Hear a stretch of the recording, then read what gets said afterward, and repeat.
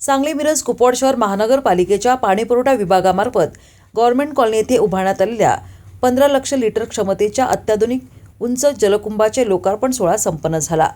15व्या वित्त आयोगाच्या अनुदानातून रुपये 1,97,75,800 रुपये खर्च करून बांधण्यात आलेला हा जलकुंभ परिसरातील नागरिकांसाठी महत्त्वाचा टप्पा ठरला असून गेल्या 4 वर्षांपासून प्रलंबित असलेली पाणीपुरवठा समस्या आज औपचारिकरित्या निकाली लागली।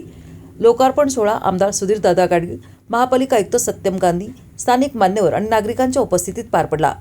हा जलकुंभ कार्यान्वित झाल्यानंतर गव्हर्नमेंट कॉलनी, विजय कॉलनी, गजराज कॉलनी, हसनी आश्रम परिसर, कुंभारमाळा या भागांना स्थिर, उच्च दाबाचा आणि नियमित पाणीपुरवठा उपलब्ध होणार आहे। तसेच पूर्वी काही वस्त्यांमध्ये MIDCचे पाणी घेतले जात होते। नव्या टाकीमुळे हा खर्च पूर्णपणे बंद होणार असून महानगरपालिकेला मोठी आर्थिक बचत होणार आहे। ते पूर्ण करून घेण्याच्या माग आहे असे ते टाकी आपल्या याच्यामध्ये श्यामनगरमध्ये हे दोन्ही वर एकाच दिवशीचे आहेत। तर ते पण आता एक पुढच्या आठवड्यामध्ये ते पण लोकांना बिल देतात। आता सांगलीच्या विस्तारित भाग खूप असल्यामुळं पाण्याची कमतरता जाणवत आहे।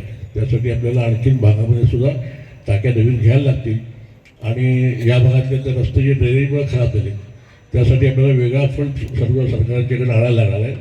ते पुढच्या काळामध्ये आपण पाठपुरावा करू, ते पण काम करू।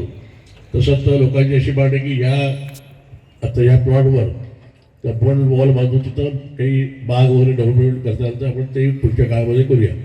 आणखी जी काय राहिली असतील या भागातली तर पुढच्या माझं तर 4 वर्ष राहिले, 4 वर्ष पूर्ण करायचा नक्कीच प्रयत्न करतो आणि येणारी महापालिकेची निवडणूक होईल त्याची नगरसेवक येतील त्यांनी पण हा कामाचा बोजा स्वीकारावा असं मी त्याला विनंती करतो।